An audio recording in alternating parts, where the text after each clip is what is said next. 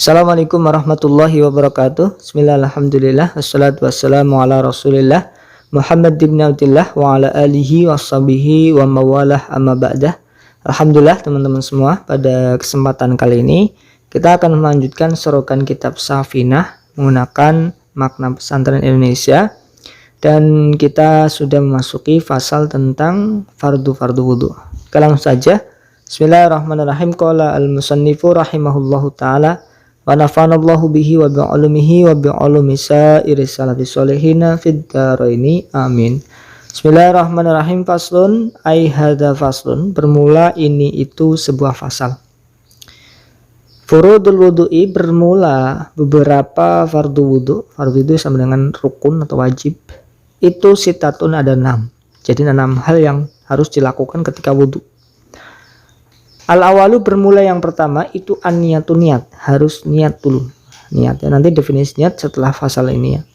Niat qasdu syai' muqtaranan bi fi'lihi. Harus niat dulu. Salah satu niat wudu yaitu nawaitul wudu'a li raf'il hadasil asghari fardhon lillahi ta'ala. Asani, bermula yang kedua itu ghusl wajhi, membasuh wajah. Jadi wajah harus dibasuh 1 kali wajib, 2 kali makruh, 3 kali sunnah, 4 kali makruh lagi. Ya, 1 kali wajib, 1 basuhan wajah wajib, 2 makruh, 3 sunnah, 3 kali basuhan sunnah, 4 makruh. Jadi harus membasuh seluruh wajah. Wajahnya harus dibasuh keseluruhannya. Jadi area wajah bagian atas, awal tumbuh rambut kepala, lalu bagian bawah adalah dua tulang rahang ya, tulang yang di bawah gigi itu tulang rahang. Nah itu sampai situ. Jadi harus dibasuh sampai tulang rahangnya, karena tulang rahang itu masih termasuk wajah. Kalau dari arah samping kiri kanan ya telinga kiri, telinga kanan, itu arah samping. Jadi semua yang ada di dalam wajah itu harus terbasuh semua. Kalau ada satu titik anggota wajah yang tidak terbasuh, maka basuhan wajahnya belum sempurna, artinya wudhunya belum sah, harus diulangi. Asalisu, bermula yang ketiga, rukun wudhu yang ketiga atau fardu wudhu yang ketiga itu ghuslul yadaini, membasuh kedua tangan ma'al mirfaqaini, beserta kedua sikut gitu ya. Sikunya juga sampai siku ya, dari tangan sampai siku harus dibasuh. Arabiu, bermula yang keempat itu mashu syai'in, mengusap sesuatu minarosi, dari kepala atau dari sesuatu yang ada di batas kepala. Jadi mengusap ya, mengusap itu tidak perlu mengalir airnya. Kalau ghuslu, membasuh, itu harus mengalir. Tapi kalau mashu, mengusap, tidak usah mengalir, tidak masalah. Misalkan tangannya basah lalu dioleskan ke rambut ya, dioleskan, ditempelkan aja udah cukup, karena hanya mengusap saja. Minimal 3 helai rambut ada yang terusap, yang tangannya ada airnya atau basah. Lalu dan harus mengusap sesuatu yang ada di area kepala. Kalau misalkan rambutnya panjang sampai mata atau bahkan sampai mulut, sampai bokong misalkan, lah rambut yang dibasuh itu yang di mata atau di mulut atau di bokong yang dibasuh di area situ, maka itu tidak cukup, belum mencukupi mashu syai'in ya, belum. Harus mengusap rambut atau sesuatu yang ada di area kepala. Area kepala mana? Belakang wajah. Wajah belakangnya, setelah wajah selesai batasnya belakangnya itu adalah kepala.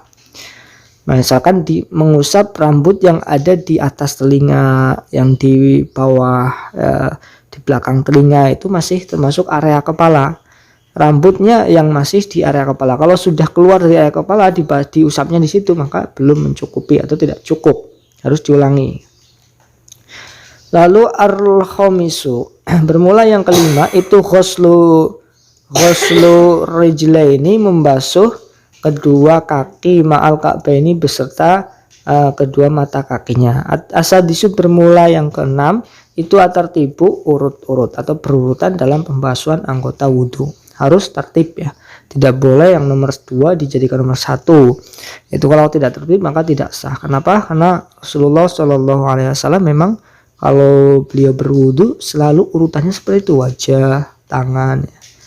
Ini yang fardu-fardu ya, nanti sunnah-sunnahnya ada sedikit ya.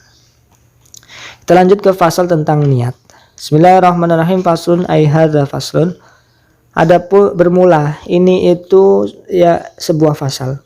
An-niyatu bermula pengertian niat atau definisi niat itu qasdu syai'i, menyengaja melakukan sesuatu. Muqtaronan, halnya dibarengkan bifi'lihi, dengan melakukan sesuatu tersebut. Jadi definisi niat itu qasdu syai' muqtaronan bifi'lihi. Menyengaja ya, keinginan melakukan sesuatu, dan keinginan itu bermaksud melakukan itu dibersamai dengan melakukan pekerjaan itu yang diingini apa. Misalkan ingin sholat, bermaksud sholat, dan dia bermaksudnya dibarengi dengan takbir. Bermaksud wudhu, dan bermaksudnya itu dibarengi dengan membasuh wajah, itu namanya niat. Kalau seandainya menyengaja melakukan sesuatu tetapi tidak berbarengan dengan sesuatu tersebut, namanya azam atau keinginan yang kuat, angan-angan yang kuat. Saya ingin sholat tapi saya belum takbir, itu namanya azam. Nah, itu belum cukup ya, kalau niat harus dibarengkan. Kalau sebelum takbir sudah melafadzkan niat, itu namanya talafud biniat, atau memang melafadzkan niat itu sunnah ya. Sebelum takbir kita talafud niat, misalkan sholli fardul maghribi, sholli fardul isya'i lillahi ta'ala, atau makmuman lillahi ta'ala, atau imaman lillahi ta'ala. Kalau jadi imam ditalafudkan dulu, itu hukumnya sunnah nanti di bawah ini. Jadi niat itu ya harus dibarengkan dengan awal pekerjaan yang diniatkan itu. Wa mahalluha, bermula tempatnya niat di mana? Itu al-qalbu, ada di dalam hati. Jadi niat itu ada di dalam hati. Wa talafudu, bermula melafadzkan biha, dengan niat itu sunnatun, hukumnya sunnah. Melafadzkan niat hukumnya sunnah. Wa waqtuha, bermula waktunya niat kapan? Waktunya niat itu inda ghusli awali juz'in, ketika membasuh permulaan bagian ya, atau permulaan juz itu bagian minal wajih, dari wajah. Karena ini membahas niat wudhu, jadi melakukannya ketika permulaan membasuh wajah ya, kalau sedang wudhu ya, itu waktunya niat. Kalau sebelum itu berarti belum niat. Wa tartibu, bermula pengertian tartib itu alla yuqaddima, tidak didahulukan, tidak mendahulukan ya. Tidak mendahulukan siapa orang. Saya ulangi, itu alla yuqaddima, tidak meninidinya kelebihan. Itu alla yuqaddima, tidak mendahulukan siapa seseorang, ngudwan, pada anggota yang harus diakhirkan, ala ngudwin, atas anggota yang harus didahulukan. Jadi kalau urut-urut atau tartib ya, harus melakukan yang harusnya nomor 1 dilakukan yang nomor 1, nomor 2 dilakukan yang nomor 2, yang ketiga yang nomor 3. Itu namanya turutan. Kalau seandainya melakukan yang nomor 2 dilakukan pertama kali, itu namanya tidak tartib. Wallahu a'lam bishawab. Alhamdulillah kita sudah serukan 2 fasal dulu. Insyaallah kita lanjut di kesempatan yang selanjutnya. Terima kasih atas perhatiannya. Kurang lebihnya mohon maaf. Assalamualaikum warahmatullahi wabarakatuh.